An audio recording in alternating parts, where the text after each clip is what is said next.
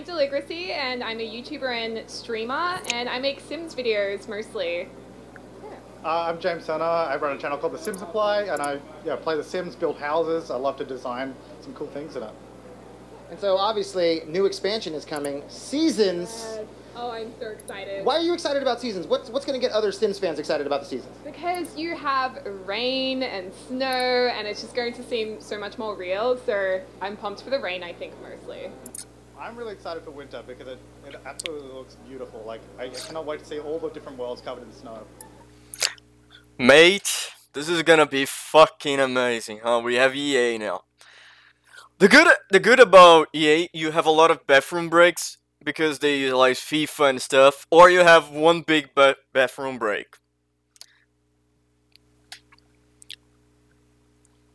Just checking if the fucking thing is okay. The fucking thing is okay. We're good. We're good.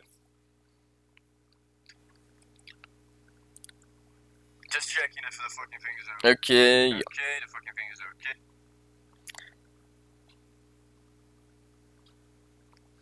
Man, it's really good. It's really love when they utilize these game changers.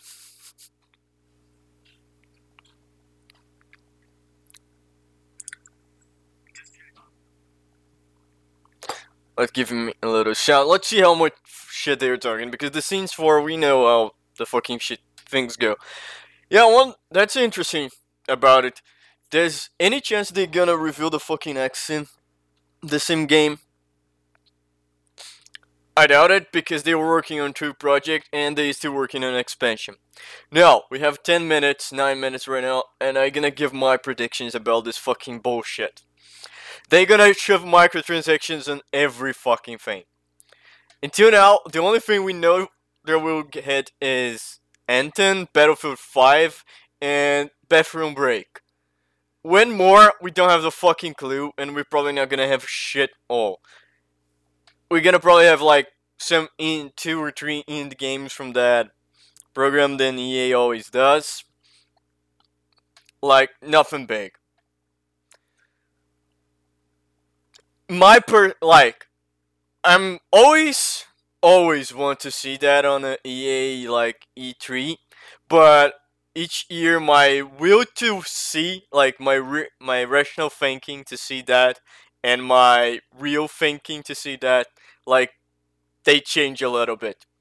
I really wish to see a Command and Conquer, but my rational thinking screams to me, please don't make a Command and Conquer. Don't shove loot boxes. Your favorite expansion so far? Ooh, that's a tough one. I asked the hard question. Yeah. I think Cats and Dogs was pretty cool because you got to have pets and a new world. And you got to pay for the next Living, where you can live in like big apartment buildings and go to festivals. Yeah. For me, it would be Get to Work so far, because able to run retail stores, so you can become an entrepreneur, sell whatever you want from the catalog. I always love that aspect of the game. You know, I'm not gonna lie, that was interesting. That was cool. I love playing games because I like the job part of it. I love getting to work with my Sims, putting those Sims to work. Lazy Sims just lying around. Well, now they get to lie around, and hopefully in the sun, maybe a little rain, maybe like lying around in the snow. Yeah. June 22nd. Snow angels. You can make snow angels. See, that's what I'm in for. How exciting is that? So June 22nd, you're going to get your chance to make snow angels when the Sim Seasons expansion hits everywhere. Thank you guys so much. Thank you. And I do believe. And now let's take a look at exactly what I've been talking about with this trailer for the Sim Seasons. God, fuck the trailer. So, I think they're going to.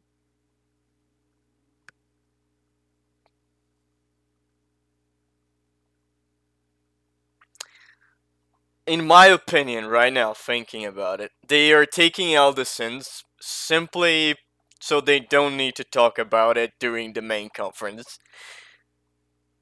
They did it for FIFA, but I think they did just for mobile stuff, so they did not use their press conference with mobile shit, because their mobile shit is full of microtransactions, and they will try their best to hide that fucking thing.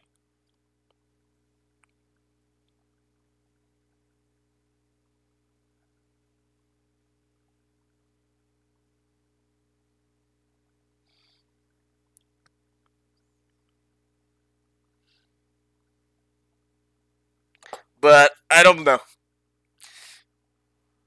And I have to say, I do enjoy The Sims a little bit. But fuck me if I know. The Sims 4 was a very big downgrade for The Sims. What the fuck? We have Raid in there? 6 minutes, More let's see. coming June 22nd to The Sims, but now, say you're interested in perhaps working in the games industry. That's what I do. I've been doing it for quite a long time, and I'd like to do more. I'd like to learn more. So that's why I found Shannon here to explain a little bit about how I could get a job in the games industry. First off, Shannon, how are you going to help me get a job in this industry that I love so much?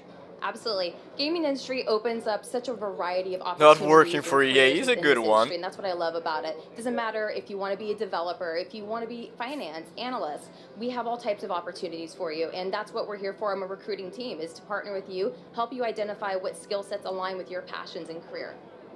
Now, is that a tough gig to be a recruiter for the video games industry? Because it seems like, I mean, lots of people love video games. I assume a lot of people want to work in the games industry. How do you find and pick perfect spots for people?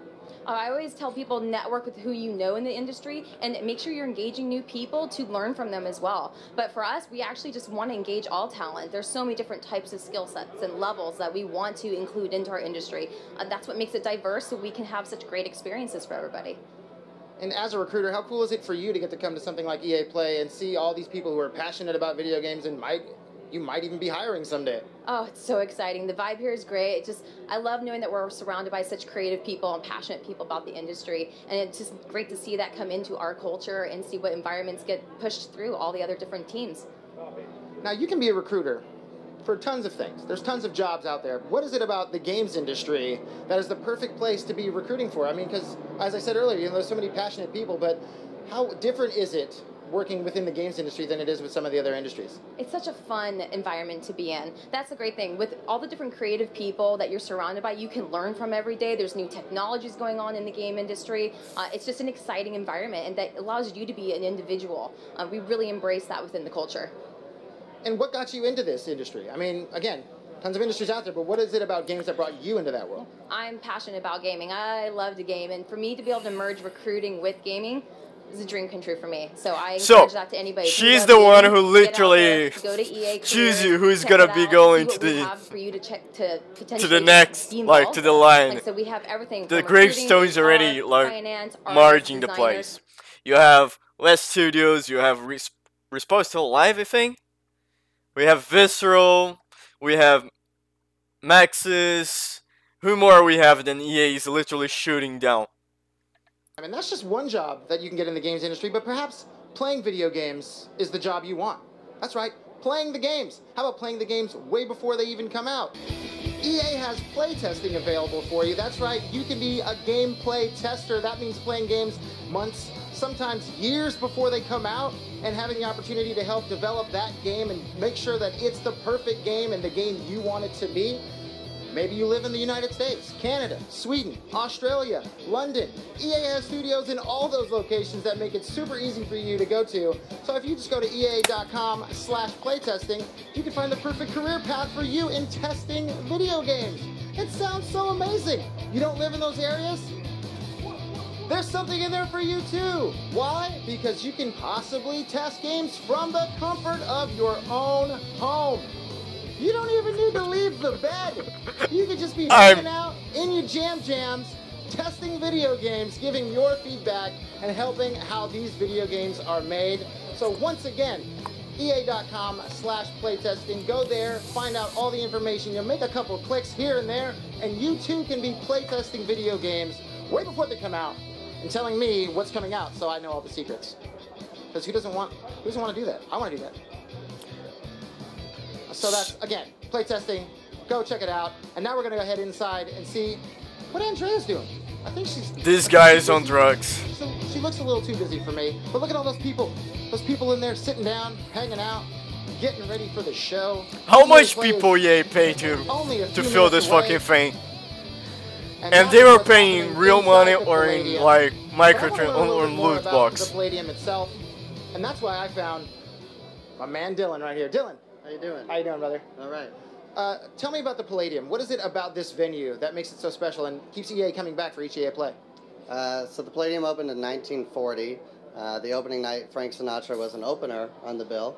And since Not then, even the closer? Not Oh, even Blue the- Eyes was the opener? opening. So since then, about everyone's played here. Rolling Stones, Nirvana, Prince, Elton John, lately Jay-Z, Justin Timberlake. Dave Chappelle filmed a special here, so about everything in between. And then last year, EA came in for the first time, transformed the parking lot, the venue, blew it up even more this year. And so now we have this festival here with gaming, music. It's a great time. Oh no, we gotta have So, music. What is it So about yeah, I EA gotta have Play my that bathroom break. excites you the most? I just like the transformation of the venue. We take over the whole block, close down streets. There's thousands of people that come through, have a good time. They have A-list talent. They come and play concerts at night. It's a really good time. Awesome.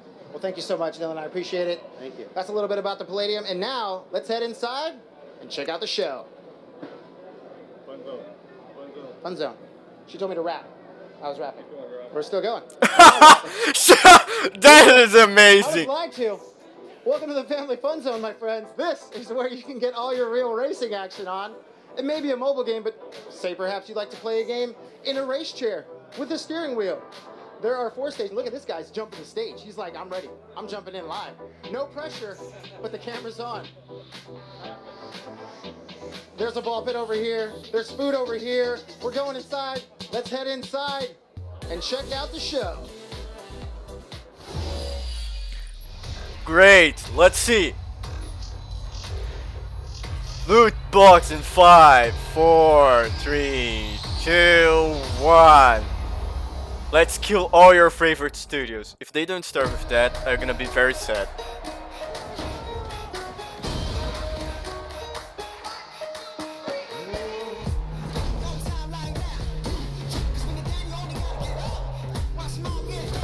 I gotta get flag on this, so fuck it. I have to remember that I need to like shut down any type of music and stuff like that. I don't think they're gonna throw anything more on Star Wars since, well, they don't give a fuck anymore about Star Wars since it's not their property anymore, full license anymore.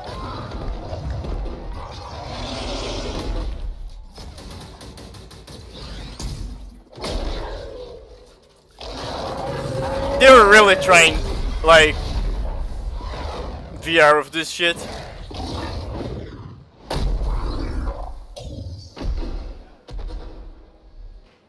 Oh my gosh, how cool was that? So that was Anthem. We're going to talk about that a little bit later in the show. But welcome everybody to EA Play. I'm Andrea Renee, and while you might recognize me from the gaming community, I'm kind of a new face around here. So this year, EA wanted to change things up because they know that I'm both a gamer and a fan. So they invited me to come and host the show. And I think this year is going to be a lot of fun, you guys. I hope you're ready, because we're about to kick the press conference off. The problem is, before we do that, every personality that I know would be shitting on EA, so EA would not be talking. Fan Fest outside, and it is huge this year. It's a full 3-day gaming festival where thousands of gamers can come and play games for free. Now, inside the theater here, there are hundreds of community members from all over the world who are going to be capturing, streaming, and getting their first impressions of the games that we're going to be showing off here today. But before we can get to that, we've got some reveals, of course. We're going to kick things off with a look at Battlefield 5 multiplayer. Now, I know Trevor Noah gave you the first look. Yeah, we can clap it up. Last month, but we've got some new stuff to show you today. Then we're going to move on to FIFA 19, and boy, do they have some big news, Okay, you guys. first Any World bathroom Cup break. fans? You guys excited? Yeah, it's going to be awesome. Then we've got 2 new indie games to share, and then I'm going to come back towards the end of the show with some of my favorite developers to give you guys a nice, meaty look at Anthem. And of course, yeah, we got the woos for Anthem. I'm into it. You want to do this with me? God. Well, wouldn't it be fun, you guys, if I told you all the secrets at once, right? Well, give him a break. He needs to just enjoy the show. So without further ado, let's get things started. This is really reminding me of Ubisoft. Normally does that.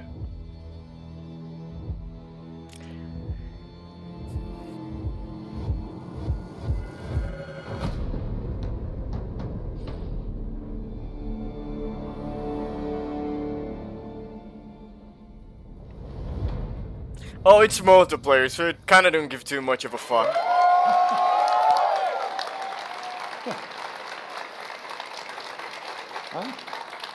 Right, it's time to kick this thing off. It's been 2 weeks since the reveal of Battlefield 5. And you know what? It's been exciting, there's been a lot of speculation, and so many brilliant remixes of a reveal trailer. But there's also been lots and lots of questions from the community. And we've heard you want to see more gameplay innovations.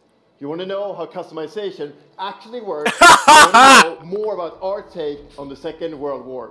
So today, we'll show you more gameplay and why this is the deepest and most immersive battlefield yet. It certainly is. You will be able to dive and smash through windows to surprise your enemies. Where previously defenses were stationary, you will now be able to move these weapons around on the battlefield and gain advantages. And our renowned destruction system is back and more impactful than ever. So, well, you can't really hide from those pesky tanks anymore as they come chasing you for you, as they rip through those buildings. And you will now be able to customize your soldiers, your vehicles. Okay, your weapons, how much not loot only for box the do gameplay, it but gonna for the cost to as customize part people? of our portrayal of the Second World War. And that's just the tip of the iceberg in Battlefield 5. You're going to see a lot more of our new gameplay systems here at EA Play from our community. So let's talk about our single player in War Stories. Yes, let's do that. Oh fuck, I hate war we stories. want to tell you about those untold stories that got us excited to start with on this game. It's about what you will see is really those moments of human heroism. It is about witnessing the war through the eyes of the men and the women who shaped the world forever. Real and relatable people facing the brutality of war. Look, We started off by a cut off the exclusive reel, look please. at the Nordlys war story over at the Xbox briefing tomorrow. Thanks, Lasse. Something not to miss tomorrow. So, our launch in October is just the beginning. You will all go on an expanding journey through the Second World War. No loot boxes, no premium pass. I will only believe when I see this game release. We'll bring something new. And as part of that journey, after launch, you'll get something I know a lot of you have been asking for. Rewarding by playing the game? Royale. Oh, fuck myself. It's Royale reimagined for Battlefield. So we bring those pillars of Battlefield with destruction, team play, vehicles into this new experience. So we will bring you experience that you haven't played before in Battlefield or anywhere else. But more about that later this year. So with that, it's time to show you what makes Battlefield so special. Sure, they're gonna throw a fucking full match. Multiplayer sandbox, and this time it's even more epic, fighting across multiple maps and modes. Welcome to your next Battlefield experience, and this is your first look at ground operations.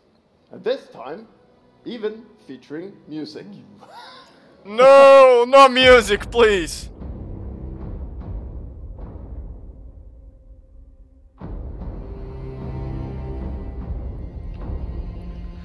Look. They would place a battle royale? Fuck me if anyone already knew that. This is gonna be the most cookie cutter FPS that we ever gonna see.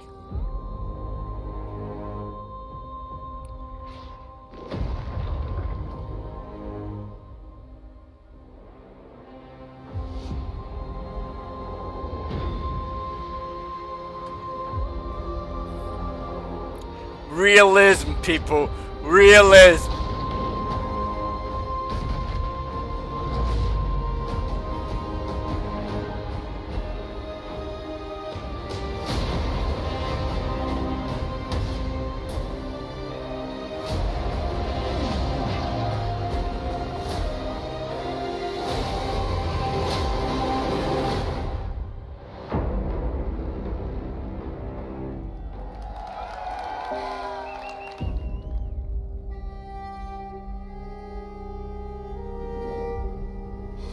ikke en dråpe.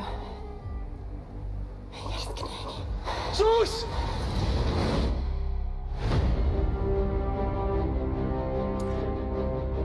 My problem about War Stars is you don't have one campaign, you have like 5 mini campaigns. Oh, my bathroom break! Quando eu era criança, sempre sonhei em tornar-me um campeão. É preciso determinação e vontade de vencer.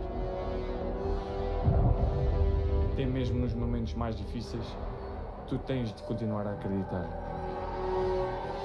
Esta é a tua oportunidade de te mostrares ao mundo. Tu és um campeão.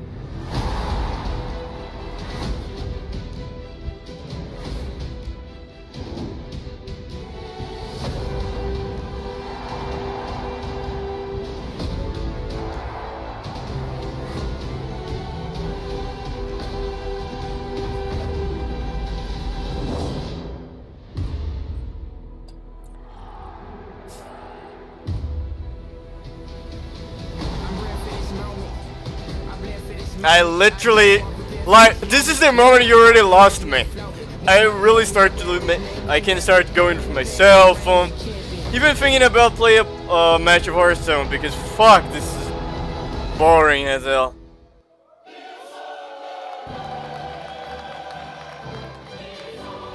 How much time are you gonna waste with this bullshit? I know there's people who like this, but... And this is the only fucking thing that still probably make money for EA.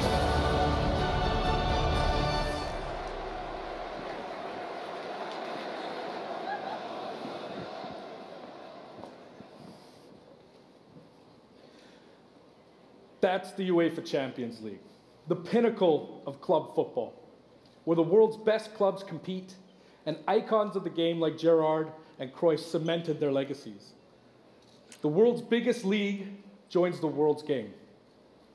What a And fun, a special thanks to the legendary Hans Zimmer and LA's own Vince Staples for collaborating with us on the trailer. And I really love the trailer because it captures our epic vision. They utilize Hans Zimmer for making a FIFA fucking trailer? He's going to tell you a little bit more about that. As Aaron said, the UEFA Champions Fuck League is an me. amazing addition for the game. It's where football's biggest heroes like Ronaldo and Neymar clash every year. And it's the place where champions rise. And you've been asking for this for a long time, and we are thrilled that it's here. And that's why this time we bring pay the for the Champions League license, and now across we're the gonna game. use that shit There'll because we be don't need to an pay for authentic Star Wars Champions anymore. League tournament I got mode. it. Your club will chase this trophy in career mode. Alex Hunter will pursue Champions League glory in your story mode, The Journey, and in FIFA Ultimate Team, there'll be live and authentic Champions League content. And we'll share more details on that, along with all our other Ultimate Team features later this summer. Yeah, they don't want to talk about this bullshit here. As you know, the heart and soul of FIFA is gameplay. And No, this year we're it's giving you the tools to microtransactions and control the loot pitch boxes. in every moment, from your tactical approach to the match to each technical touch. And we know how passionate you are about gameplay, so we've worked hard to shape and refine our vision for FIFA 19. And I'm not with input joking, I from our literally play community. on my cell phone because I From don't care about hands-on this tests shit. with beginners to detailed feedback sessions with FIFA pros. And we're going to be sharing a lot more about gameplay throughout the summer, but what I can tell you right now is that the quality bar in gameplay was raised yet again this year. What? Okay, so we look why the forward to fuck are you everybody here? Experiencing the game on the hands-on sessions this week. And also, of course, we're extremely excited for everybody to play it when we launch on September 28th. And that's our FIFA 19 news, headlined by the UEFA Champions League. But I just wanted to take a minute to pause and reflect. Standing next to this trophy is a little bit surreal. You know, growing up, there's two iconic trophies that every young player dreams of winning. And for your club, it's this one. The pursuit One of second, Champions because League I'm gonna glory. sneeze. But for your country, it's this trophy. Oh yeah, The World actually, Cup. yeah, it's a World Cup year, so they're probably And with gonna the do tournament something. starting in just 5 days, we're excited for the world to compete for it in FIFA 18. Wait, what the fuck? It's gonna be in 5 days? All of us on the FIFA team can't You wait see how I for the start of the really World care Cup. And we want to soccer celebrate with or FIFA football, 18 depending players, on which your is why region. we've just updated the game with a free World Cup experience on PlayStation 4, Xbox One, PS, PC, and Nintendo Switch. What? But you can take Something Ronaldo is coming and for Portugal free? to the first World Cup victory. Or you can write your own story with some great nations who didn't qualify this year. Or you can make a crazy dream a reality for your home country like mine, Iceland. Who would have thought that a nation of only 350,000 people would ever qualify? And you can feel their excitement. Yeah. That gift.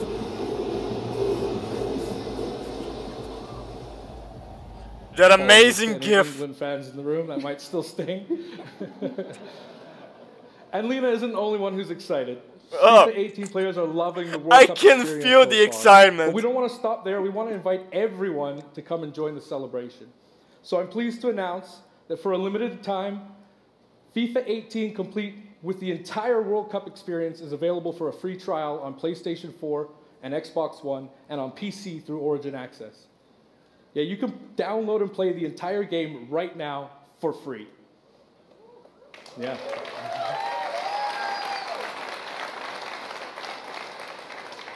So to kick off the trial, we've got some of the world's biggest creators who are going to be playing live at the end of the show, representing their nations in a little mini World Cup tournament. And this summer will And be I so don't much know more for FIFA anybody fans. there. Plenty of FIFA 18 content centered around the World Cup, and we'll bring you all the details on FIFA 19. But in the meantime, let's all enjoy the World Cup. Thank you, and auf Island! At least she's excited. But the reality is, EA will never support the guy from the only way out. That guy deserves a thing. Someone give EA to that guy, and that guy can solve the thing.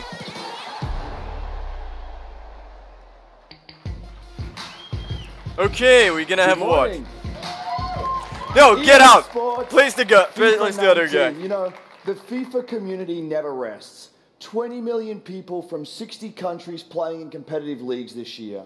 Well, the FIFA team never rests either, bringing the Champions League and the World Cup and so much other greatness to FIFA this year. We can't wait for you to experience it all. We've got so much to do here today, but I want to welcome you to EA Play. It's our third EA Play and our second one in Hollywood, and we couldn't be more excited to have you with us to share all the games that we have to show you. We've got lots to do, but before we move on, I'd like to share just a couple of things. The greatest disruption to the consumption of entertainment media in the last 5 years is the combination of streaming plus subscription. As consumers, watching movies, watching TV, listening to music, reading books has never been easier. And we believe that disruption. I'm sorry if there is anyone in the chat. I literally was messing with my phone, so that's impossible to me to see. And so over the last couple of weeks, you will have seen I need to see something that rolls my chat on my fucking thing. Has joined Electronic Arts to help our investment to extend our thinking and extend our pioneering into this cloud gaming world. For many people, that's going to mean extending the experiences they already play on our partner platforms. For others, it's going to mean new games and new modalities of play across a whole variety of platforms. But for everyone, it's going to mean playing games anywhere, anytime. So they're going to do we've got a tech demo running. All of our games streaming in HD from the cloud to multiple devices that you'll be able to try out for yourselves. Now, it's not quite ready for full market prime time yet, but it is a promise of what we hope to bring you in the future. The second part of that, of course, is subscription. And we started subscription a number of years ago, and many millions of you have signed up and experienced the joy of being able to have full access to a great catalogue of games. Today, we're announcing Origin Access Premiere. Oh my God. So 3 things you need to know about it. Origin Access Premiere will bring you all of our new PC games, starting with Madden NFL, back on the PC for the first time in over a decade. Then FIFA 19, Battlefield 5, and of course Anthem. And there'll be many more titles in the years to come. Second, you get access to the Vault, our library of over 100 games from EA and other publishers. And third, it will launch later this summer. So that's a little later in the year, but if you want to get started right now and experience the benefits and joys of subscription, come in and play a free trial of Origin Access, our base subscription, this weekend. Thank you and have a great show.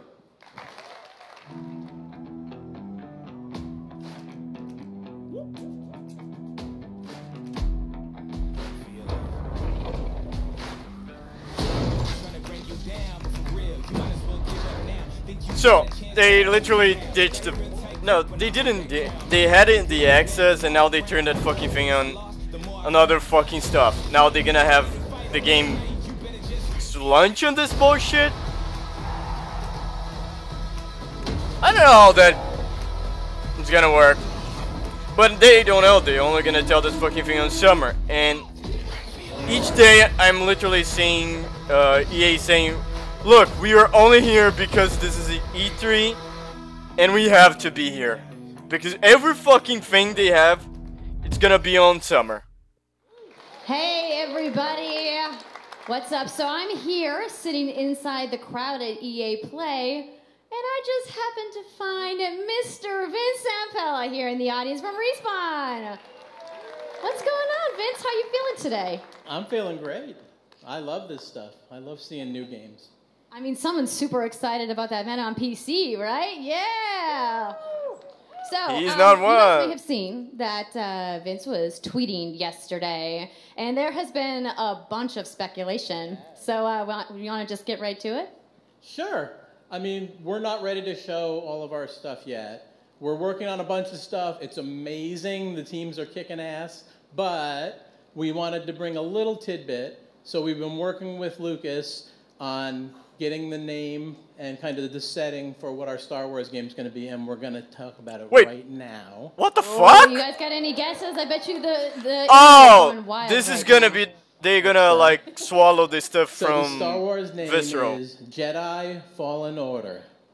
Woo! So Star Wars Jedi Fallen Order. Yeah, so it kind of gives you some idea that you'll be playing a Jedi. No! So no does that mean I shit, get to Sherlock. hold a lightsaber? Yes. So Vince, you got anything else? Well, it takes place during the Dark Times. Trying to be a little vague here, but when the Jedis are being hunted, so... Okay, Order 60. Spectacular. So for all the hardcore nerds out there who want to know where in the timeline, we already know. Which episodes is it? Between 3 and 4. Okay, all right, between 3 and 4. That sounds like a nice time. You got any other tidbits? No? It's not a nice... It's a dark time. It's a dark time. Bad time. Oh god! It's the cringe from Ubisoft. Ubisoft is calling. They want the fucking way to do E3 conference back. I want to know, when can we play the game? 2020. It will be holiday of next year, 2019, not this year. Oh, I almost sorry hit. Sorry to dash any hopes. Yeah. Sorry to dash you against Now that stones. we know, we can set expectations. We're all going to be amped up, and hopefully we'll hear more from you maybe next year. Oh yeah. Well, Vince, it was great to see you. Thanks for stopping by the show today. We do have a little bit more news on Star Wars, so I'm going to toss it over to Dennis. They didn't really abandon that fucking thing already?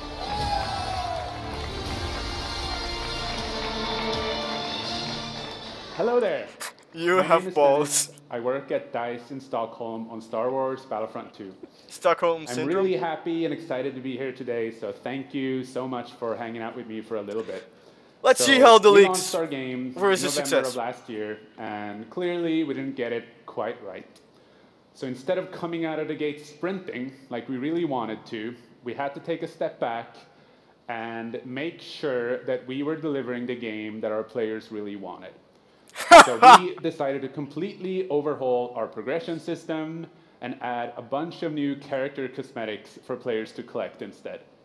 So from there, we added a new hunt mode inspired by the original Battlefront games that I loved personally, starting with the Ewoks on Endor. And Now we're gonna have Thank something you. for the clones. It turned out to be by far the most popular update of the game, and the team loved building Ewok Hunt. So, as you might know, we're They showing the same currently trailer on in the- our Han Solo season with content from the movie coming next week. It's headlined by the new planet Kessel, a really dangerous place, and it features the return of one of our favorite modes, Extraction. So looking forward a little bit, this summer we will be introducing a new squad system to the game, which will allow you to team up much easier and play with your friends. We're also adding a new starfighter mode focused around dogfighting with your hero ships. And looking ahead a little bit more, we will also be delivering a new large-scale multiplayer sandbox experience focused around capturing command posts and attacking and taking out capital ships. The Titan mode from We know Battlefield that you have been asking for new heroes, villains, and planets from a certain era that features a very iconic Star Wars conflict. So I'm excited to confirm that Battlefront 2 will have this Grievous. year will be going deep into the Clone Wars. The leaks are literally too right to be just It's only nonsense. fitting that we begin on the planet Geonosis, featuring multiple levels, including the largest level we have ever built for Battlefront. So let's talk about the heroes and villains. First, let me introduce The leaks are right, boys. the leader of the most powerful droid army in the galaxy, General Grievous. And yes, he will be going up against my own personal favorite, Jedi Master Obi-Wan Kenobi. Finally making his debut in Battlefront after all these years. Holy fucking shit, the guy wasn't here. That's not it. They will not come alone. Joining them is the Dark Lord and leader of the Separatist Alliance, Count Dooku, as well as someone to bring balance to the Force, Obi-Wan's unruly Padawan, Anakin Skywalker. We could not pay Samuel Jackson, so we're The not team gonna at have home is massive window. extremely excited to be building all of these cool things. EA and DICE are committed to Battlefront. We had a rough start, but I really think that this game has a bright future. Thank you very much for playing the game, providing us with your feedback, talking to us. Together, we will make this the greatest game that we can possibly build. There would be no Battlefront without you. So thank you, may the Force be with you, and enjoy the rest of E3. Thanks. Man, this guy had... I'm not gonna lie, this guy had balls. He plays his face on the stage to take the blunt of whatever gonna happen on this shit. Now is the end of time. Oh no.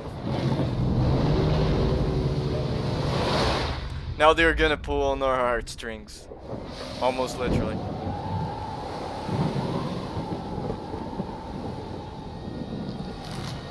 No.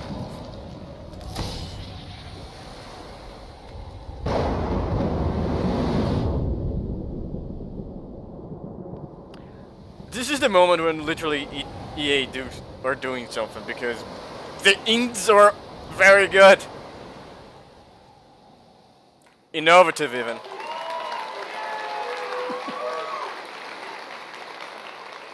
This guy is passionate. Hi, it's really good to see you. In Unravel, we used yarn to symbolize love and the bonds between people. In our new game, we tear that bond up right at the start. You lose everything, including your spark. But when things are at their darkest, you find hope. And you form a new bond. And your spark is rekindled. And it leads you off on an adventure. So welcome to Unravel 2. A tale of two yarns. It's a game about fresh starts and second chances. These two little souls who refuse to give up and who build something new and beautiful together. And the whole game is inspired by that spirit of optimism, and togetherness. You see, it's all made to be played with two characters. You can play it alone, or you can play it in co-op with a friend, but there's always two characters there, sharing one yarn, and working together to get through this adventure. This game, it's quite different from the first. It's both friendlier and more challenging, but above all, it's a lot more playful. And we think it's a worthy successor. And I want to show it to you now, so I brought some help. So please welcome Michael to the stage. He's a producer at Coldwood. And we're going to try to show you a little bit of what I'm talking about how you can play the game in co-op with yourself, essentially.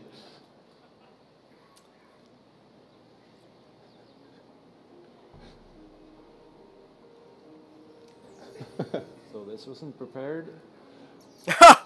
There we are. Debug mode, okay. So when you're playing it by yourself, you can essentially pick up the other character and carry them along through the more fast-paced segments of the game.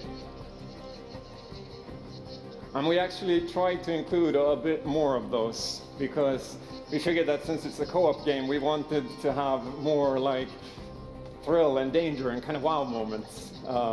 Places that were like fun and exciting.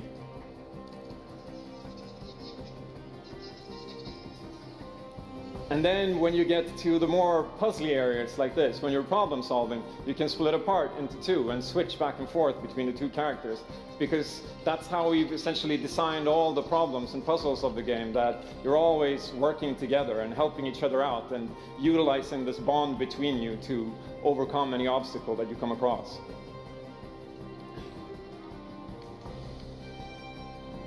So I guess I'll jump in at this point. Yeah, come on.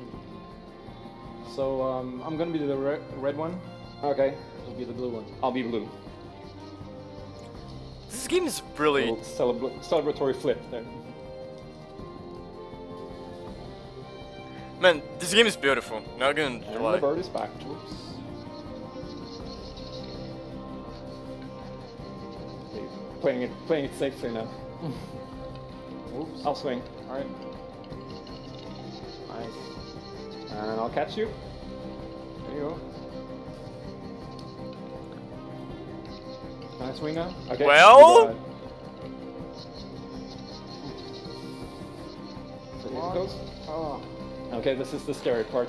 Let's see if we can do it. Okay, I already know that I'm not gonna be half capable of playing this fucking shit. Oh, very nice. I'm awful at platformers. Oh, faster. Oh, sweet, well done. Okay, I'll go up and distract the grass. You can. I'll sneak up here.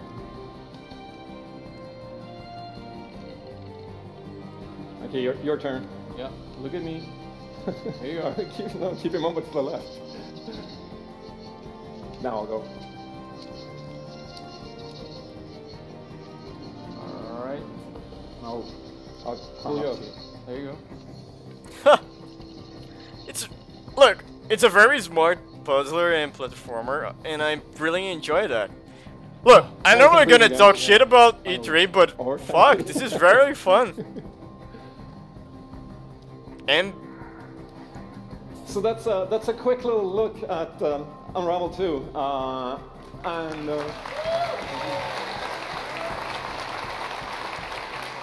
yeah, I really hope you like it.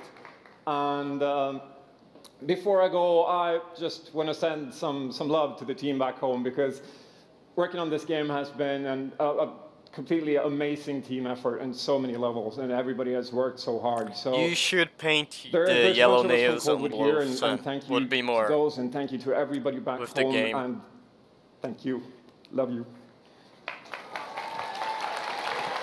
This guy is one of the best. Like, it shows the.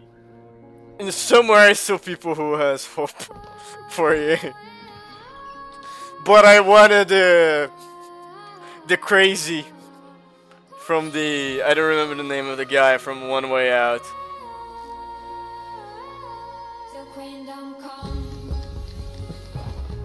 I'm gonna get flagged for copyrights a lot on this video. Fuck my life.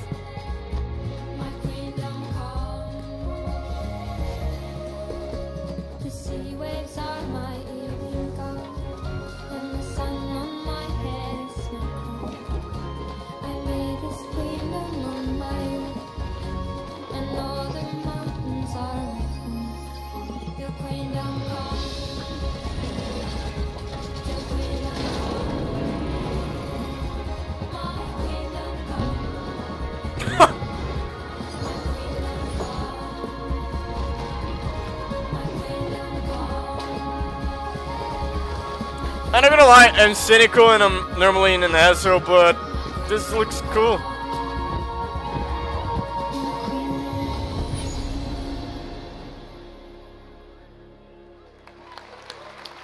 Thank you, Martin, and the brilliant team at Coldwood. The game is really strong.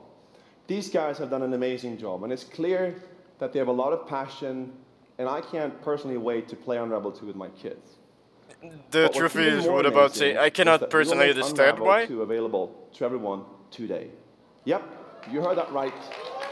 You'll be able to take these 2 Yarnies on their next big adventure starting today. The game is finished, it's out.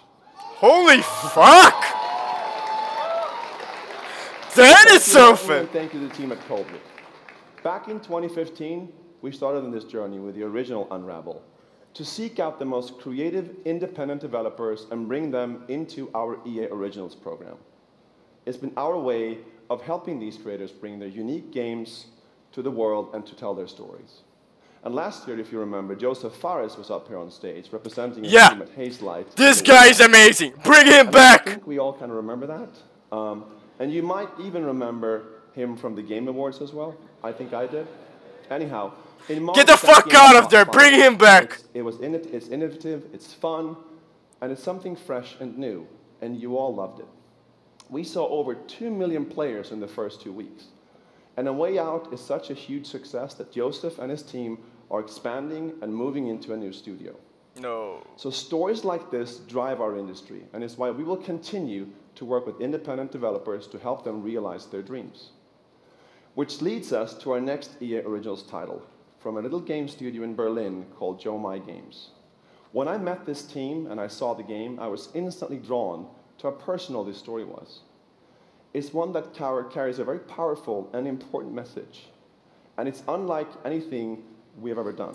Can we take every you and the other EA guy and please Joseph to run the show? I would watch 1 hour of Joseph talking about games. I would watch a 5 hours fucking EA conference. I still remember during the pitch how enthusiastic Patrick was, and that afterwards, like, our whole team, including me, were super excited. It actually feels a little bit the same right now. I'm pretty excited, maybe a little too excited.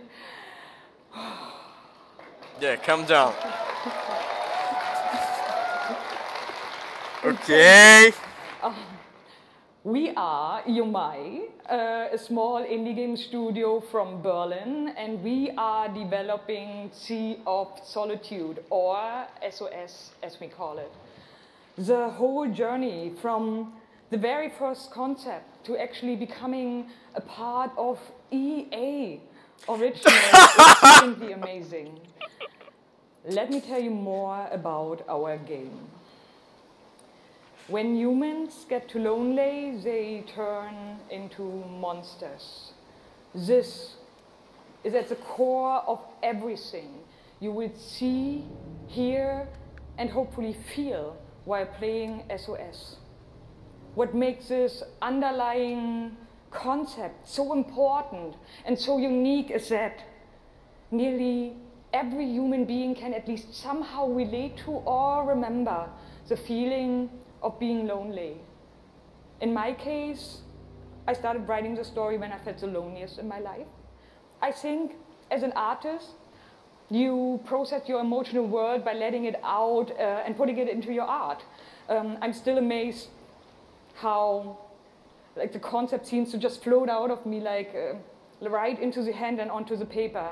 I think this is also why so many people can instantly connect with the game, because it's not a made-up story, even though that it takes place in a fantastic setting. In SOS, we try to show how people experience different kinds of loneliness, but also how outsiders, friends, and families see those who struggle. We achieve all this in playful ways so that players who wants to simply enjoy a fantastic experience can do so. But player who wants to look a bit deeper can reveal a whole emotional world beneath it all. Sea of Solitude is about a young woman named Kay who is suffering from such strong loneliness that her inner feeling, the darkness, the anger, the hopelessness, worthlessness, turns to the outside and she becomes a monster. The game is about finding out why this happened to her, but also how to turn her back into a human. Ultimately, the goal is to bring all those emotions into balance.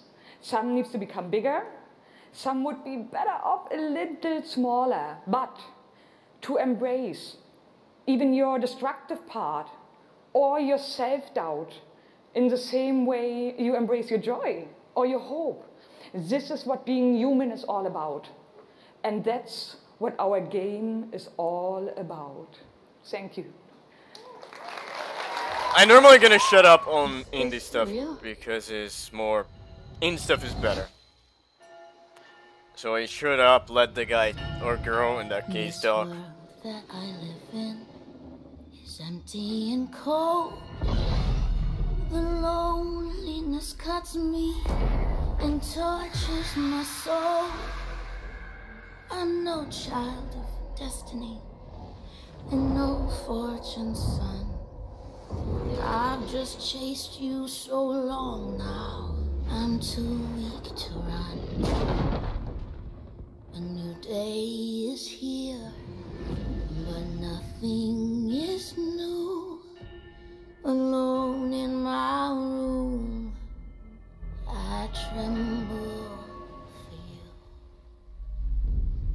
That's cool. And it's kind of more of my cup of tea, probably. I don't know. Depending on how much platforming I'm going to need to do. And how good I need to be. I'm the one. But I'm not the only one. Oh yeah. Now it's one more bathroom break. And we can put you on an island. Crossover. Gather. Gang. And we're balling. Be ready. Because we're coming at you with the squad. I'm literally... I'm thinking, what do we have new here? NFL we already knew. We have a Star Wars game, but we probably know they took the what Visceral did and like remaking the word to use. Just remember, SOS is new. We have SOS in the Respawn Star Wars. Is that right? And this is my squad.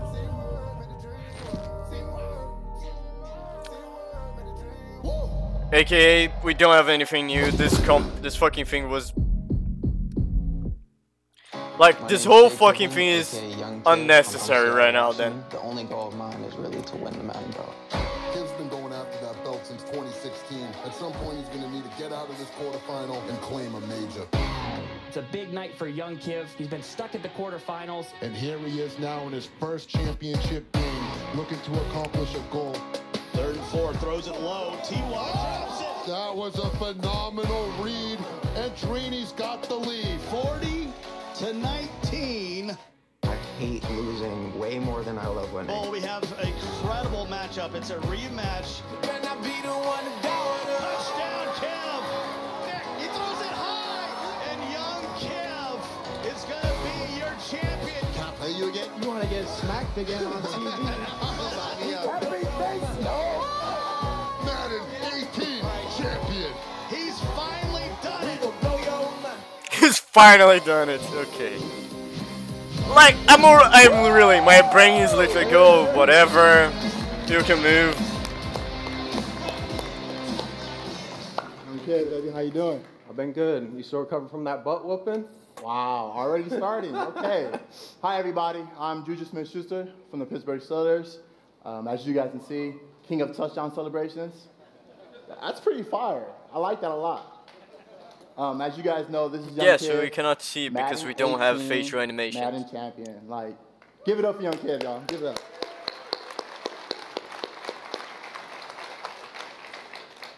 Young Kid, how has it been? You know, your success and your path, you know, to where you're at today.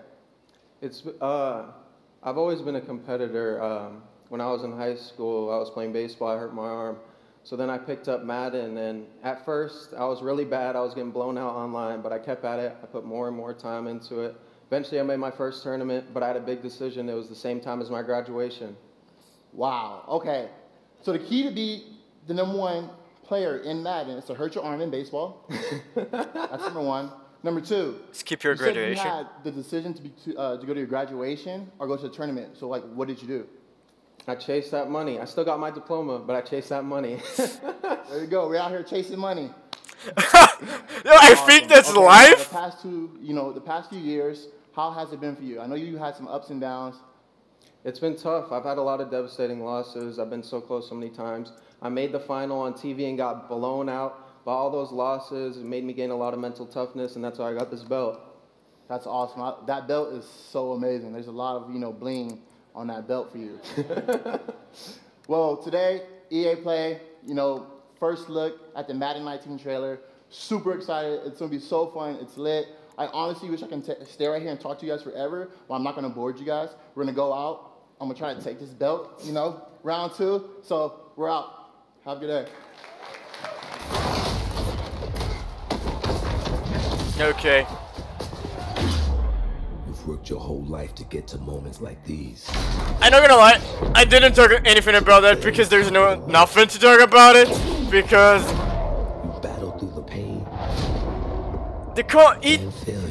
EA conference literally is everything you already know they're gonna throw at you, and some bathroom breaks on the meta, and maybe you get some good game. So you can rise, and you rise so that you can truly see that it was really never about reaching the end of the road at all, but about all the moments that got you here.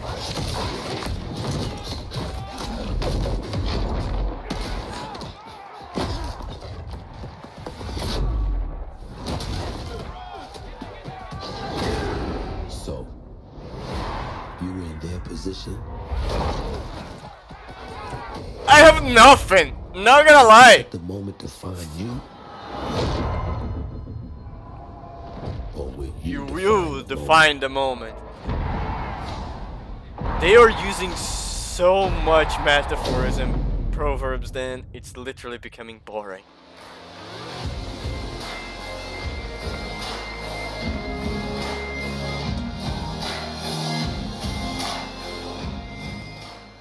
Hello, ladies and gentlemen. I'm Nathanius, professional shoutcaster, here alongside Redwood Studios General Manager Michael Martinez.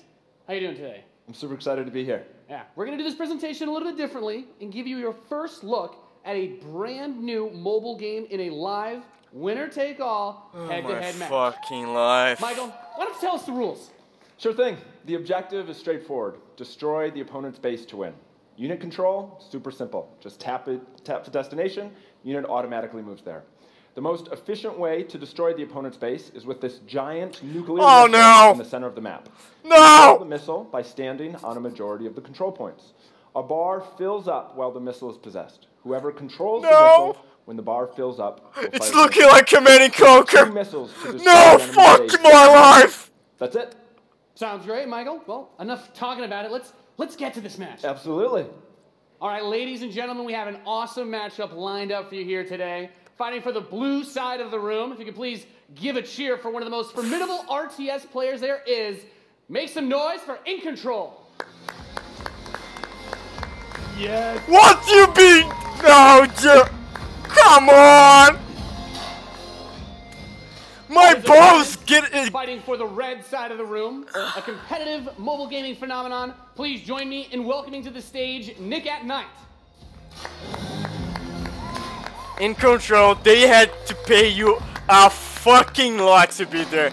Tell me that. At least tell me that. Clash of these gaming styles and the competitive backgrounds that Oh my god. It really is. I can't wait. All right, are the players ready? Let's get this thing going. Ready to go. I'm ready to go. Let's do it. All right, let's kick this off. Nice little strategy game. Remember what I said back then. It's a good genre. I'm very excited for this. The players are loading in, and we are ready to kick Oh no. off as the players' bases have been deployed and the action begins like any strategy game. Economy will be the focus. We have a harvester to start things off. Nothing too crazy yet. Nothing too crazy. Now the infantry is going to come out to hold that top point. sad. Both players, of course, trying to take that position. Nick and Knight being able to reach it a little bit first in a strategy game. That flank position that In Control is going for on the top side, also very important as Nick and Knight's forces have to circle around the center. Right, let's see if he's able to create a 2-on-1. Is he able to get there? Looks like he's getting there. Here comes GDI with a Rhino. It's going to rip up those infantry. Yeah, going for the anti-infantry. And like any strategy game, the units that you're going to use when you deploy them will have a huge impact. Your micromanagement of your forces. I'm very sad. Yep. Nick and Knight with some attack bikes in the top. There he is. And In Control placing the turret on the top right side to help cover that Rhino as attack bikes move towards the northwest. Not only that, the but missile is beginning to ready and firing that. That takes out half your base. The most important objective on the map is to hold those control zones. Right, and In Control making a lot of progress to that far right I'm side. really sad. He's done a great job of holding that down with the turret, and now he's redeploying his vehicles to the south side, bringing out more infantry to deal with the attack bikes. And as that economy ramps up, of course, we're seeing bigger, more powerful units come out. We have there the drill pod coming in the left side to help flank Putting those some flamethrowers. Right, absolutely. Again, those are going to tear through those infantry. Yeah, and In Control brings out his first tank. That's going to be used to try and help push back these smaller forces. What tank? He Wait, makes his way to the south side. That missile passing halfway now. Both zones in control of Nick at Night. He will have the missiles. We see it starts to point towards In Control's base. Let's see if In Control can get around to that top corner, able to halt that missile. He does contest the missile, putting it into the yellow position. Yeah, very important, of course, blocking the pathing of those units is another big factor for this strategy. Holding those locations is so crucial as In Control begins to secure the northwest spot. Another tank's going to come out from Nick at Night to take it out, but now he's bringing out the Pitbull as well to help lock down that north position. This missile is very, very close to firing. Let's see what's going to happen. With another turret, In Control flanks, he takes the top, that missile, and then fires off. Wow. And Nick at Night, I'm literally crying myself. I'm without words. Yeah, I hate you so fucking much. And we can see as more of Nick and Knight's forces move up towards that north position. I hate you so fucking much right now. The economy allows you to get these big late game units. The units are going to come out a bit more slowly as you get more of them on the field. But In Control is just spreading his forces out, trying to hold this advantage that he's had so far.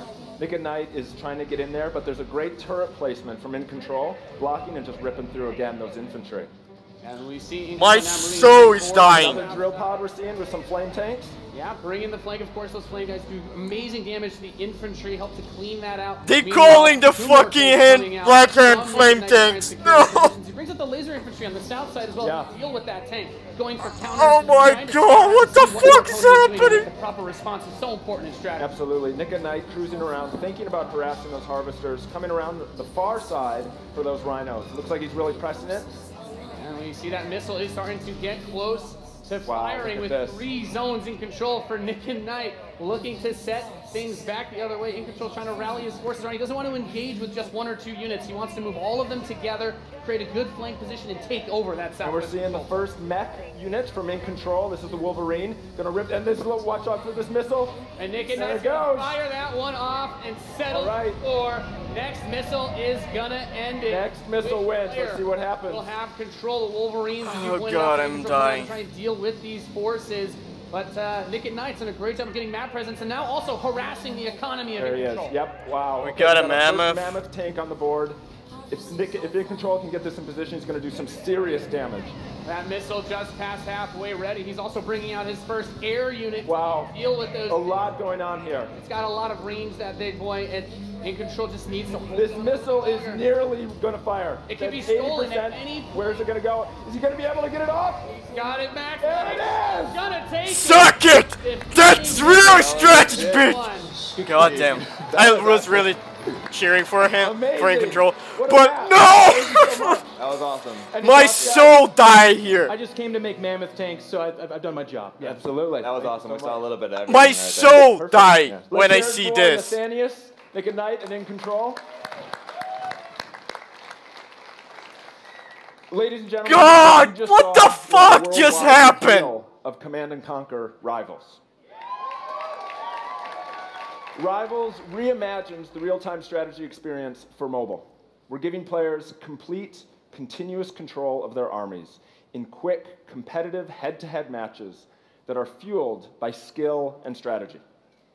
Now, Rivals will be coming to iOS and Android devices, but I'm excited to announce that Android players can play the pre-alpha today. So head to the Google Play Store, search Command & Conquer Rivals. The studio God! has an absolute blast playing. I hate you yet! Please I hate you more than I hate before, and I didn't believe that was possible.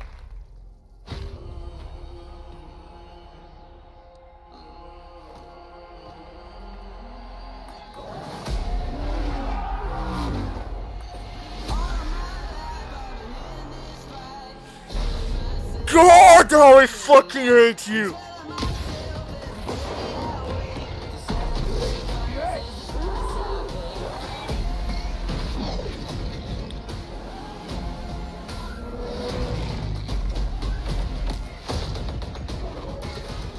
My childhood is dying right now.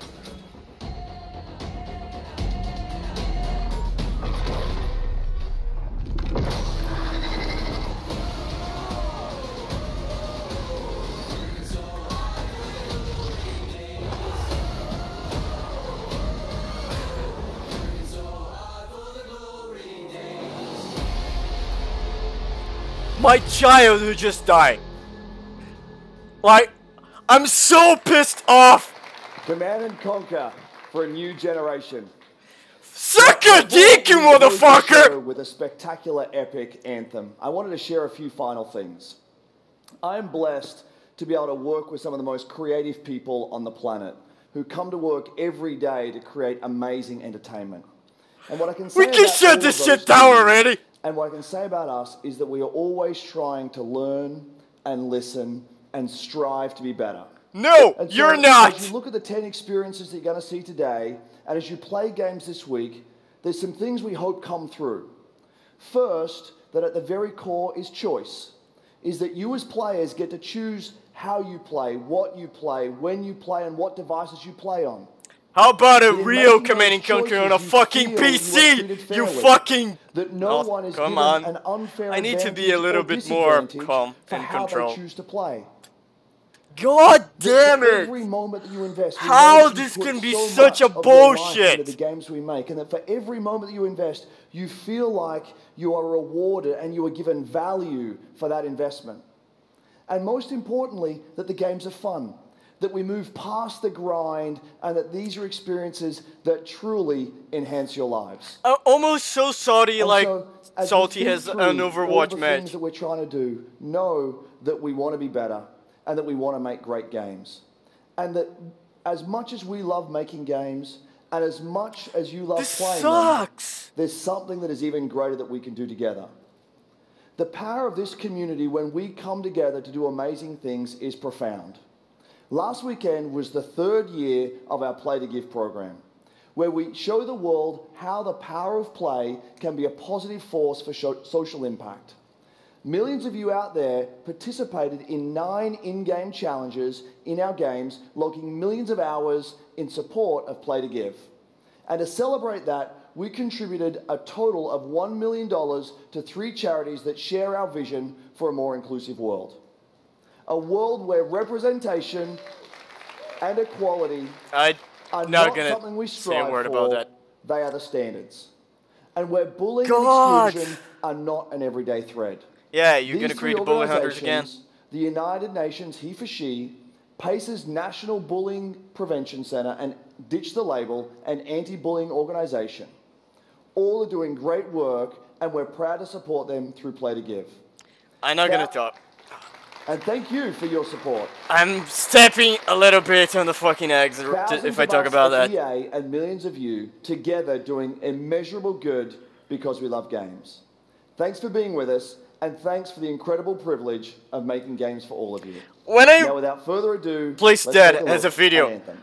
I'm gonna change the fucking thing and say, EA ruined my childhood. The gods vanished and left our world in chaos. Creating, altering, destroying. Show me on the toy where EA touches you. I'm gonna place the hand on the wallet. Just the one coming. These walls can't protect us forever.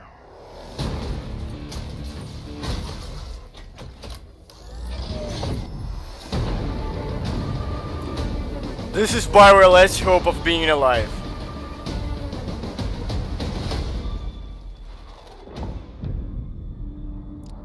Something is out there. It wants to destroy us all.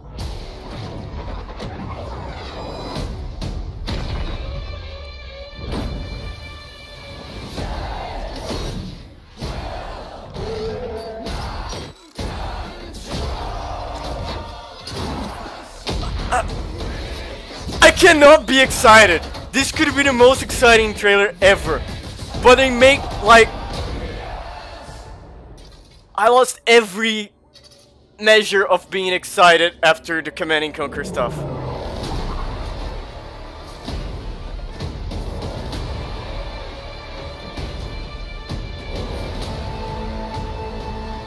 Fuck! I'm still not over it. I have been waiting for like years for a Command & Conquer. I have been waiting since the fucking Command & Conquer 4 to have a real Command & Conquer. And that is what EA throws at me? God damn it!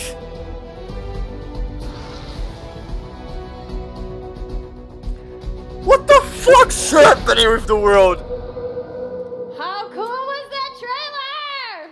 You guys have seen it a couple times, and it's still cool every time I see it. So I know all of you, like me, have had tons of questions about Anthem since last year because we're all BioWare fans. So we're going to do something a little bit different for the rest of the show, and we're going to take a deep dive into Anthem. So I'm going to bring out some members of the BioWare team to chat with us. Ladies and gentlemen, please give a warm welcome. Why you do that? I cannot cry in the corner down there because fuck! These are the A team or the B list. Or the D list, the ones who got on the... I'm salty! Alright, thanks guys. There's, thanks for coming out today. There's nothing! Game to show, I don't have right? anything Really anymore. Very exciting. So Casey, we're going to go ahead and just jump right in and get started with you. So now, we know that you all started, or Casey, you started your career at BioWare way back in the day, but you took a couple years off. But before you came back, you actually worked on Anthem before you left. Yeah, that's right. So, and I left because you know, it was all, a amazing piece to of be back. shit. It's awesome to be making games for BioWare fans. You know, we have the best fans. So it's been super satisfying to come back to it. And, you know, I just want to be able to continue the legacy of the studio. And that's kind of where it started with Anthem, is just thinking about, you know, what is the evolution of a BioWare game? And we wanted to create a brand new world for people to discover, you know, a whole new world of story and character. But we also wanted to do something that was, you know, more of a dynamic and living world, a game that would change every time you came back and played it. We also wanted to do something where, you know, if you wanted to invite your friends into it, then you could do that as well. So that was really the initial vision of the game. Not an MMO, not a multiplayer game with story sort of bolted on this side, but something new and different. And I think the team... We already heard that from Destiny. Your fans really love the stories from BioWare, but I think we're kind of curious how you're planning to make story work in this shared world.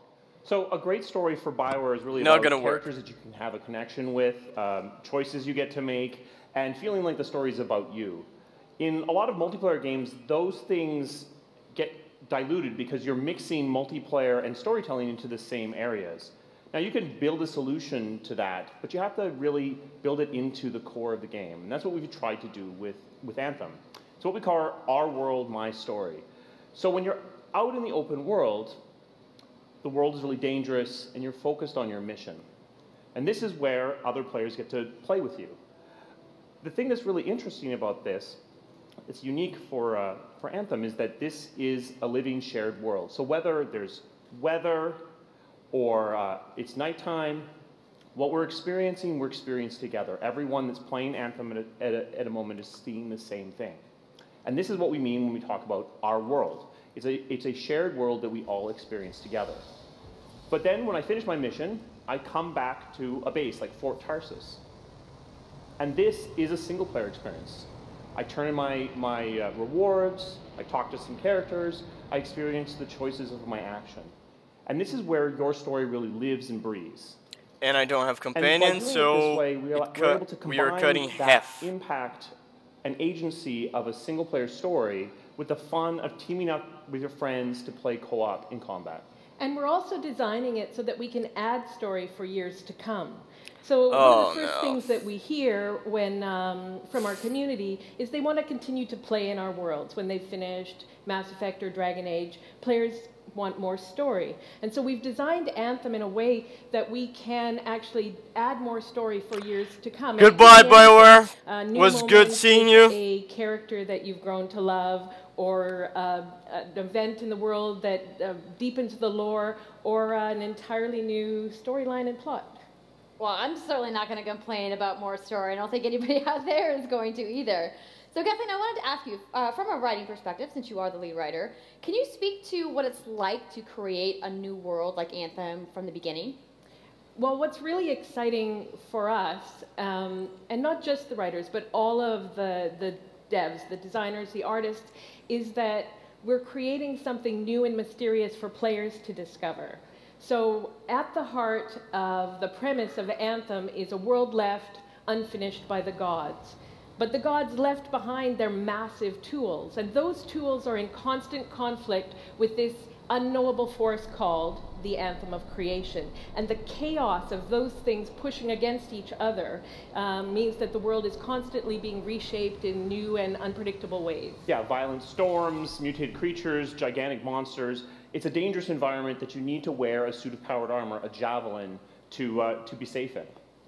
Now, something I think a lot of players out there maybe don't stop to think about is just how much work goes into creating a new intellectual property, or IP, as we've been saying. We all know how much work that happened. And Mark, you mentioned the storms. What's the process of creating a game like from scratch? Yeah, it's something we've done a few times at BioWare. You know, and really the hardest part is getting started, just kind of getting off the blank page. So what we try to do is we think about the new experiences that we're trying to unlock for players. So like, what is the fantasy fulfillment? What are the new things you actually get to go and do that are different from what you've played before?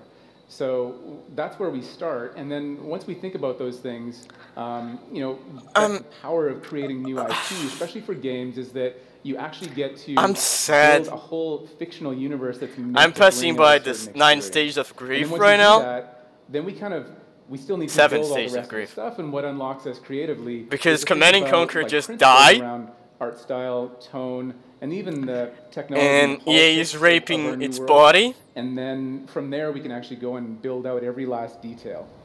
Yeah, and one of the unique challenges for Anthem is that Fuck it's Anthem. a world, an experience that's meant to feel alive, like it's happening right now. Fuck this and shit. So the world is always changing, whether the storms, seasons, and yeah, it's a really great concept to write for, because what it means is it gives us the opportunity to drop into the world, almost in real time, a dramatic event that changes the world for everyone.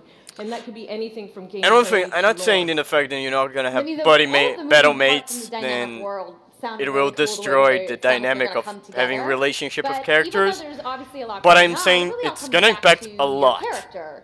So let's talk about who we're going to be playing as and why we're fighting these crazy beasts. So you are a freelancer. uniquely skilled to pilot these Javelin exosuits. And you need those suits to survive and fight in this world because the world will kill you. But on top of that, our ancient rivals, the Dominion, they've discovered a way they think to weaponize the Anthem of creation, and so we need to stop them and protect the free people of Tarsus. Now, I've heard you call this power armor a couple different things. Is it a suit? Is it a javelin? Like, what's the Javelin is the name of the We call suit. them javelins, and there are 4, and they each have unique abilities. There's the Ranger, and then there's the Colossus, Tank, the Interceptor, Stealth and finally, DPS, the Storm. Crowd Controller. Yeah, so each Javelin gives you a different way to play the game. But the thing to remember is, like Kathleen said, you're not your suit. You are a freelancer, a pilot, which means you can decide which suit you want to use based on your mood, based on the mission you want to engage in, or the javelins that your friends are using. So really what this allows us to do is we've built the suits to look like they're built from the materials of the world. So they each have their own unique abilities. So let's take a look at the Ranger now. The Ranger is a more generalized suit, able to do a lot of different things, really designed for up close and personal. I don't like combat, numbers one-on-one flying. for the most part. The Colossus is heavier, more specialized, but able to really pack in big weapons that let them devastate the battlefield. I'm And just gonna fuck say the other two. Storm looks like it's going to be my favorite. I'm sure you guys out there are picking your faves right now, too. So the javelins look awesome, but we're going to take a couple questions right now. So Casey tweeted, some of you may have seen, asking for people out there to send us your questions. And the first one is going to be from @It'sSweetNicole, who asks, as a player who is all about making their character their own, what kind of customization options will be available in Anthem? Yeah, so we really want players to express themselves, both through customizing the way their Javelin plays, through gear and weapons. AKA but grind. Also being able to personalize the way that it looks, both through paint jobs as well as changing the actual geometry of the suit itself. We want teams to be able to do this as well. And because you're going to be using a Javelin for a long period of time, we really want you to be able to make it your own. I'm glad you brought that up because actually, Jay Legato has a question connected to customization. Monetization. How, when, loot box, cosmetics? Yeah, so we are going to have some cosmetics and vanity items that you'll be able to purchase. You're always going to know what you're going to buy before you spend any money on it. So no loot boxes, no ability to pay for power. So that means no ability to spend money on gameplay advantage at all within Anthem. But even more important than that, we want to make sure that Anthem is an immersive experience that feels like it's complete from the get-go. So It's that not. means the main story, a big open world, and an ongoing service that provides new content for a long period of time. New story, new. They didn't learn for with Star everyone. Wars Knights Well, of the I'm Old glad to hear Republic. that I can That's make what my I'm hearing. Javelin pink. That's really all I wanted to know, I'm going to be honest. All right, Casey. We talked earlier about this being a co-op experience. So can you tell me a little bit about how the team gameplay in Anthem is going to work? Yeah, it really is about, you know, the fun of teaming up as a team of superheroes and working together. Okay, So, a solo player, get the some fuck people out of together, here. You're different not classes. welcome So, anymore. you know, I think here we're going to see the Colossus, you know, just hammering people on the ground in gameplay, if we can have a look at that. So heavy artillery, being really strong, you know, in melee combat. And then here you've got the Ranger shooting down from above. And then they're using combos and special abilities and stuff like that. But what I love is you don't just run around, you're swimming and flying as well.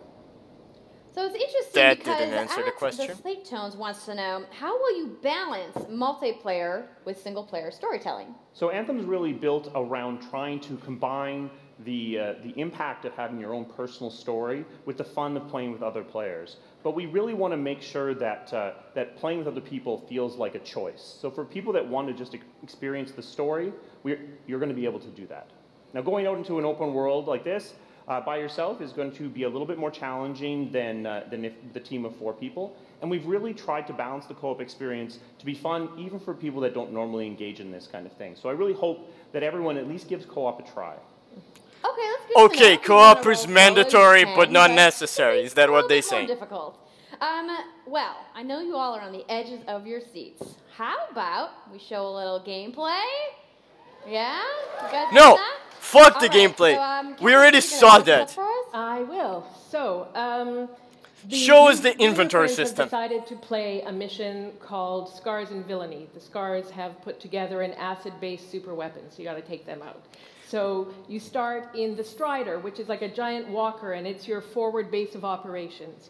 You have a conversation with your crew, Halleck, Faye, and Owen, and you'll hear Owen. He's going to talk us through the mission as we experience it here. And yeah, then you just get into your javelin suit and you head out with your friends. All right. Well, thank you so much, Mark, Casey, Kathleen, for talking to me about Anthem today. We're going to go ahead and roll the gameplay now. Enjoy, everybody. Show me the inventory system. Show me how the loot we're gonna work, because that's what I want to see. That's how, literally, how much fucking grind I gonna have to make a game.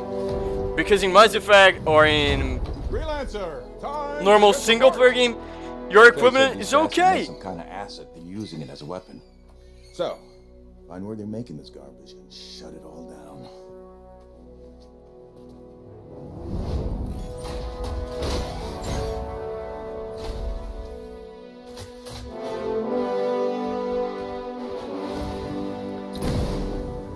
They're gonna be using the fake, like,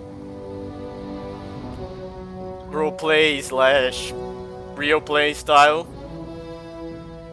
Or they're gonna shut up during the mission and just roll the gameplay and let the single player-ish. Owen, what's the plan here? Picking up loads of scars nearby. Take a look around the area, but be careful.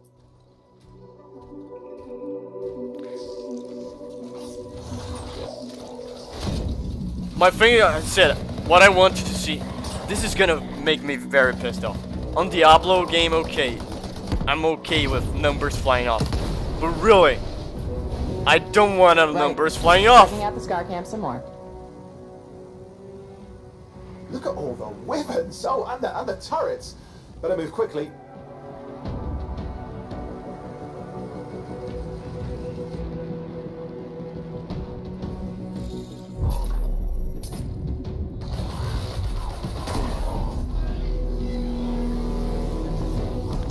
Now, allow me to say that everybody noticed something. Play a mission, BioWare like Mass Effect 2, or Dragon Age. A clip where you're just walking around and doing stuff. You know the difference? Silence. This fucking thing is dead. There's a shaker relic. Wait, something's odd. Get a closer look, would you? Undermined, that's supposed to mean then you and your friends would be talking. But for someone who literally wants to just enjoy a single player game, they lost half of the single player game because because they're supposed to be playing with their friends. So yeah, what I thought is right. Co-op is not, it's mandatory but recommended. And literally I said is mandatory, but they only gonna say it's recommended. Return them to the relic. You've got to silence it fast. Allow me to why I say that, because literally this is gonna appear like a dead world. Without co-op, without people, this is gonna be literally a dead game. It's got silence. Disaster averted. Do you think we get a bonus for... Wait, something's happening.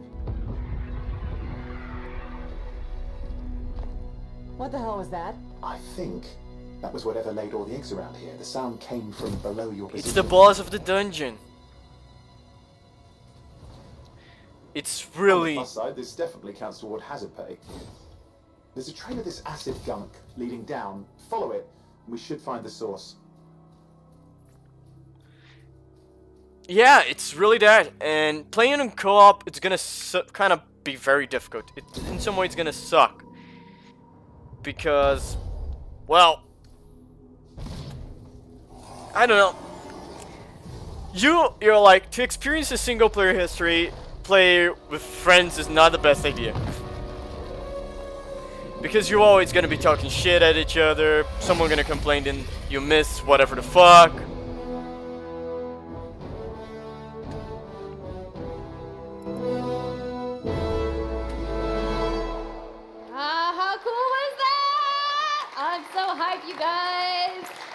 My Yeah, boner and just that was, died. That was actually just a short version of the full demo that we brought here to LA. So if you want to come by the Anthem Theater here at EA Play, you can check out the game live.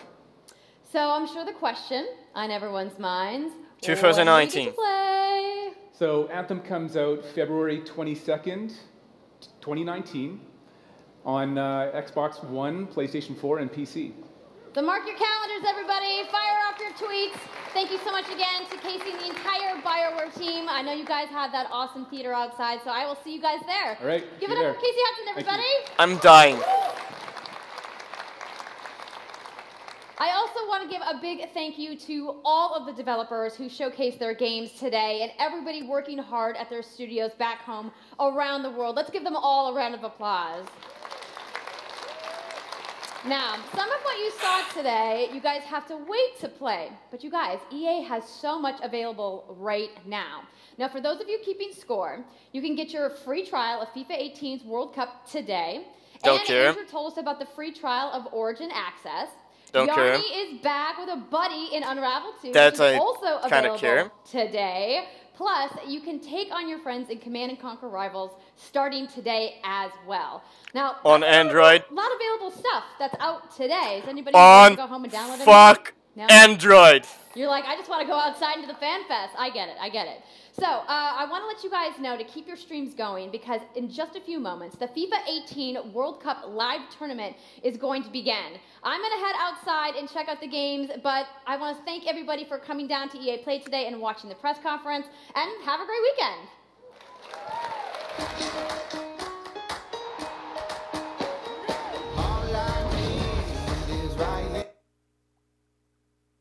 This image.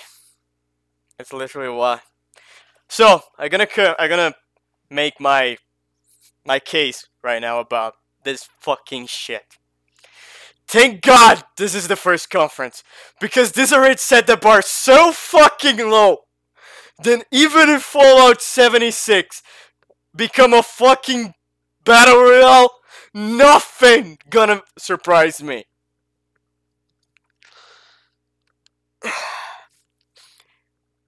E3 EA conference was games that we already knew, battle royale, bathroom pauses, your childhood being murdered, and the last ditch hope effort then BioWare survived, and we already know they didn't learn their lesson with Knights of the Old Republic. But at least we got Yarn 2. Ladies and gentlemen.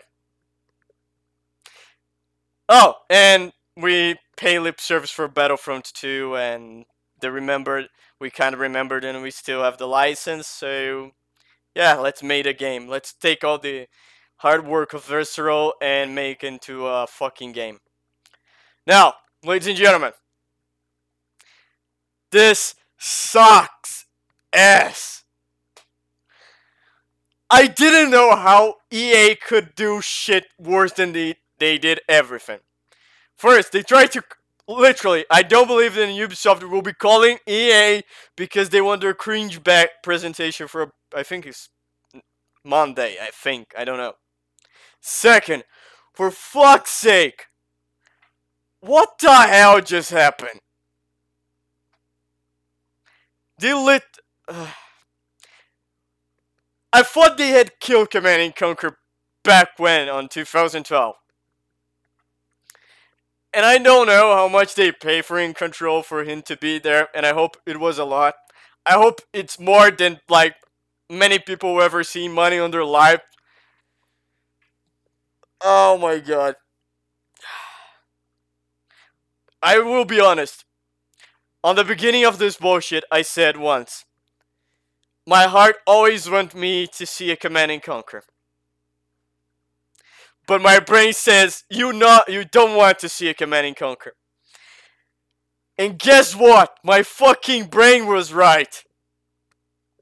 Ladies and gentlemen, that was EA's shit show.